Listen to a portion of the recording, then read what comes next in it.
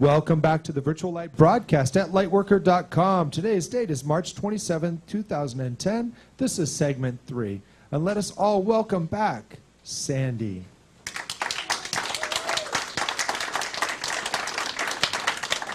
Welcome back to the Virtual Light broadcast. We live in very interesting times, and we all know that the Earth has been doing some very interesting things lately.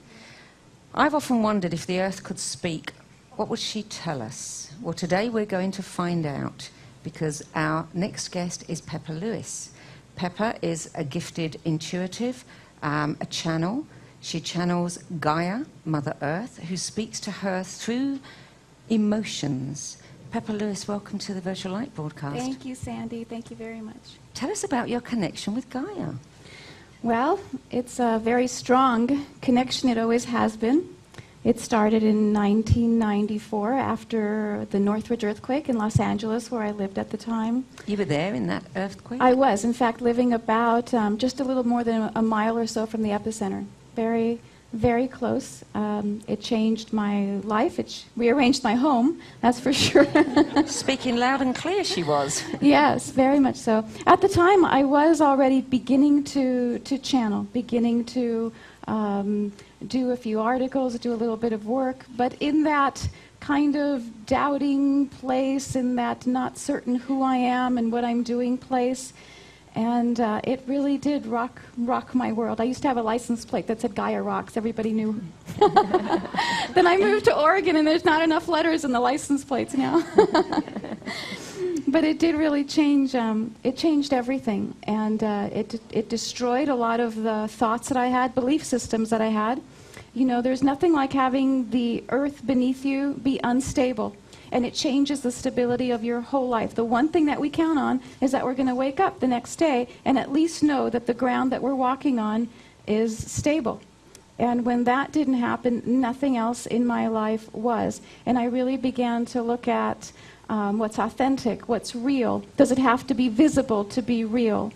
And as I started to explore all of those thoughts in really difficult ways, I have to say that I was upset, I was angry at the earth for doing that to me, to my family, to my home. You know, you go about life and you think you're a good person and you're doing good things, and there's a part of you that says, I don't deserve this. And then there's a part of you that says, well, I must deserve it because it happened. And in that difficult moment, Gaia came forward and began to share with me a little bit more, a bigger view of what the earth is, what it means, what its purpose is, what it gives to us, the opportunities, and my life changed. Did this start as a kind of, silent communication with you communing with the earth, or did it start as full-blown channeling? It began as, as physical, as kind of kinetic things were happening to me. Fruit would fall off of trees, flowers would lose their petals, rocks would roll to me for a while. This lasted about, maybe about 3 months or so. So things were happening that I could see. And then there was flashing of pictures, a little bit like what you call, stop-action photography, where things are happening faster than they would normally, a flower that's opening up too fast. And so a whole flash of pictures of what the earth looks like now, of what it's going to be looking like in the future, of what it looked like many years ago. People, evolution, changes, species that are not even on the earth yet that I know are coming. So past and present. And then after that came this big, a few weeks later, this big kind of, wasn't exactly a booming voice, but it felt like it. And it showed me after all these pictures and asked me, do you want to be a part of this? And here's the big part where I get to say no. I said no. I was an unequivocal no. I was upset and concerned for myself and my family, and no. So tell us, why you and why now? Say that again? Why you and yes. Why now? Well, and here I would tell you that I was, Gaia tells me that I was not the first choice. So I was the second choice. And so that's why me, because the first person said no. In fact, the first person I knew, found out later, is not in body anymore, and was a gentleman who, at the time, was in a minor league baseball team, I found out. I don't know who it is or who it was. I know they're not in body anymore. And he said no. So why me is that I am what I consider to be an ordinary woman. And at the time that Gaia came to me, the mother of two very young boys, and living in an ordinary suburb in Los Angeles as mostly a housewife, and it seemed to be that it needed to come from the very essence that we are. And why now? And why now? Because at the time, and this was in '94 then, the first thing that Gaia had said to me was that our masters have spoken, our leaders have spoken, our angels have spoken, and now it was time for the earth to speak. So what does the earth want to tell us? That we are doing and being exactly what we are supposed to be doing and being. That there is nothing wrong with us, that there's nothing wrong with the earth, that all is well, change is good, evolution is what happens all the time, every day, and we are a part of that in as big a way as we want to be and as small a way as what we'd like, and that's just great with the earth. So all of the scaremongers who are saying, look what you're doing to the earth, you're destroying it, and the earth is angry, and the earthquakes are occurring because of that, it's all bullshit. Well, yes. Yes, yeah, but it's important to, someone needs to carry that message as well. Yeah. And it is. This is everything that's taking place on the earth right now. The earth changes. Earthquakes, volcanoes, a lot of different things that are happening. It is the Earth's time to do that. And Gaia tells us that if we could just look at things from a larger scheme, from many, many more years and eons of time, that it would all look very normal. This is what happens at this particular time, not because we've done something or we haven't done something. Do you have a sense when you are communicating with Gaia or Gaia's communicating through you, do you have a sense of is it a she? It is not she, but we need a pronoun. Yes. So we say she. Okay. I tend to say she. It feels very much like a library to me. It feels very much like a very vast essence. It feels not like an empty chamber, like something that is just full of compassionate love. And it doesn't feel like he or she, and it includes everything, the animal kingdoms and the plant kingdom and the mineral kingdom, and even what we think of as weather, and even a relationship that we have with the other celestial bodies and with the sun. That is also Gaia or Gaian. It is all it's part of the same family. We're part of the family. Gaia's our family, our neighbor, and our mother as well. What's happening with all the earthquakes and the volcanic eruptions and things that are going on now? What's that all about? It is time for the earth to shift in that way. The earth has a very strong relationship, as we know, with the sun. So all of the solar energy, the relationship between the sun and all of the other planets, every so often in the scheme of things begins to move in terms of its evolution. In the same way that we move from adolescence to adulthood and through all of the different stages of life, the earth also has its own stages, and it's time for the earth to move and to shift dimensionally, to include more, to assist more, and every time the earth changes, we change too. It is part of our natural evolution. And there's going to be more earthquakes. There's a lot of sliding. There's a lot of things that we don't see as well, just underneath the earth, just underneath the crust. There's movements of water. There's currents of energy that are shifting and moving. There's a lot that's happening on the ocean floor, smaller eruptions there. There's a lot happening that we don't see or have reported to us. Mostly what we see in our media is when it affects humanity in a very large way, when it affects us geologically, when it affects us economically, then we see that. But in those smaller changes, we don't see that as much. Are you given foreknowledge? That's, I used to. When I first started channeling Gaia, I had knowledge and vision to so many different things that it was astounding. And it was frightening to me. In fact, some of it was so frightening that I didn't think that I could go on and do it if I had such access to so much. I didn't think I wanted the responsibility. I didn't know what to do with so much responsibility. So I actually created a small, almost like a ceremony for myself, and went and took a small portion of this and gave it back and said, maybe I'll want this at another time, but I don't want that much. now, because it did involve seeing future earthquakes and, you know, all those things like who made it and who didn't, and that was a little bit much for me. Yeah, I can imagine. So now I have as much vision as I want, as I'm open to, and I do want and have a lot. I do have access to quite a bit. So you've got a number of CDs and books and DVDs, and they've all got very compelling names. Tell us about the mysteries of the crop circles, the things that we don't know. Yeah. You know, that was, that CD is from an interview that I did with a few pretty well-known crop researchers. And someone had actually set that up. They were, at the time, non-believers in some way. There was one that was a non-believer, and there was one that led people to crop circles, and then there was me.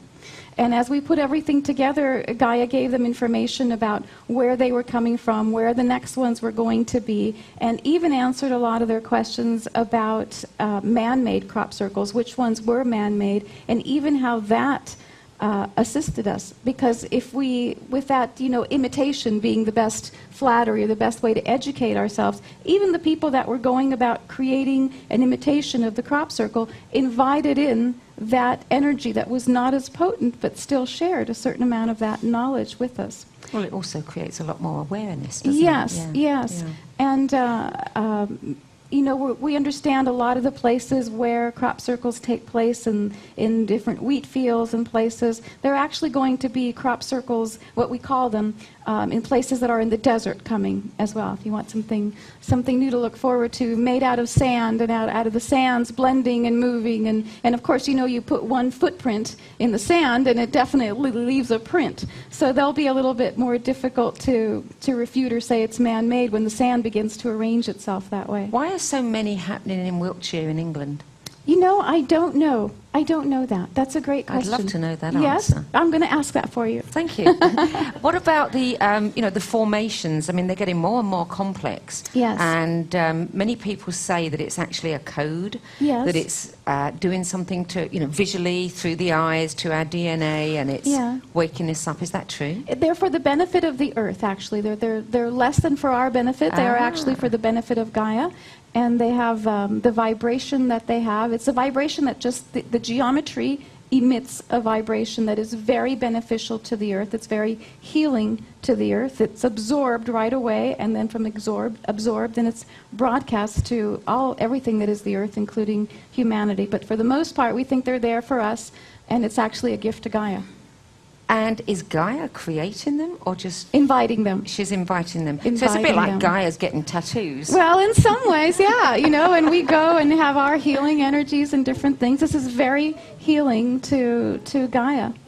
Wow. Yeah. Tell us about the evolutionary, and I can't say my R's very well, so forgive me for that, but revolutionary human. Yes. Because Gaia's given you a lot of information about that.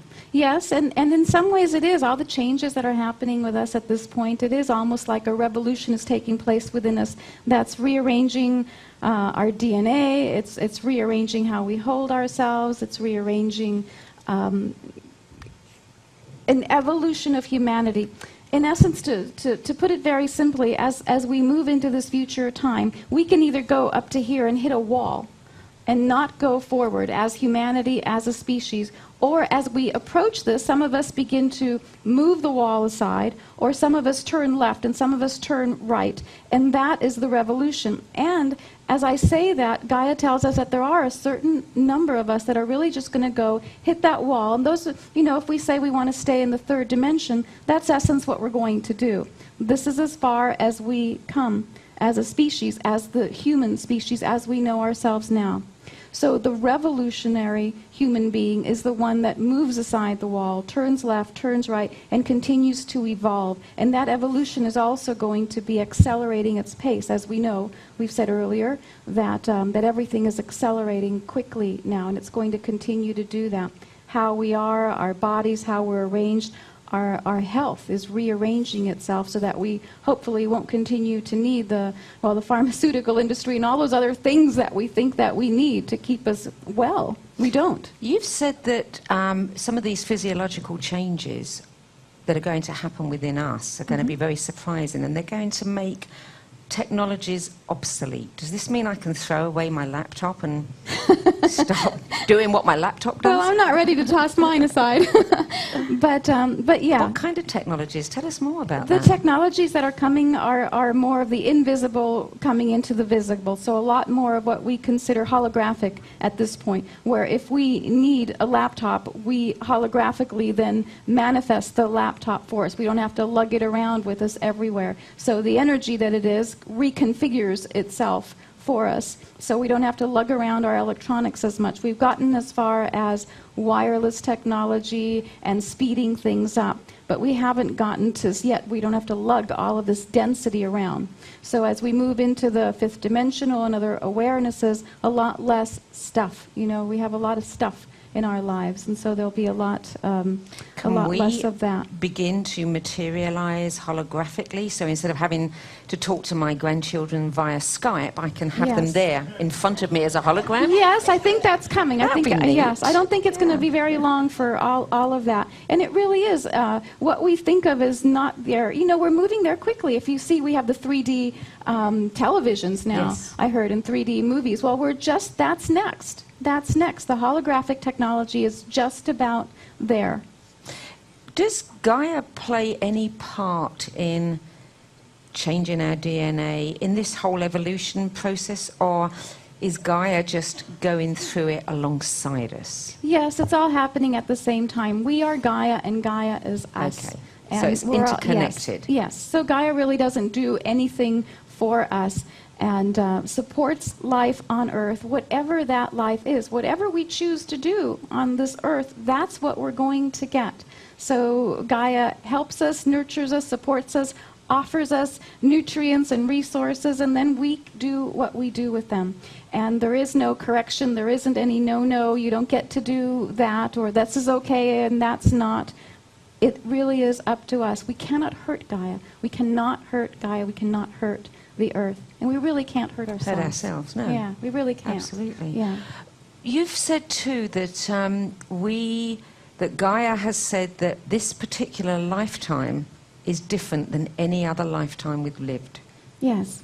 What does that mean? It's different because in this lifetime, our brains are coming very, very close to matching what we are consciously able to conceive. So, in essence, we have our brain and ordinary thoughts, human thoughts, and then there's what we think of as our consciousness, our awareness, or our spiritual awareness. And these two aspects are coming very, very close together because the brain that had a left brain and a right brain is merging into one. And the pathways are changing so that brain thoughts, and human consciousness, or what we think of as divine awareness, they're merging together. And that's how we're becoming the divine humans. It's already taking place. It's a physiological change, and it's happening while we're in the body. We don't have to leave the body, be asleep. We can be aware. In fact, the more aware we are of our life and our choices and the things that we're doing, the quicker that pace goes. And we're all part of that. You know, we don't have to wait for the fifth dimension to come. We are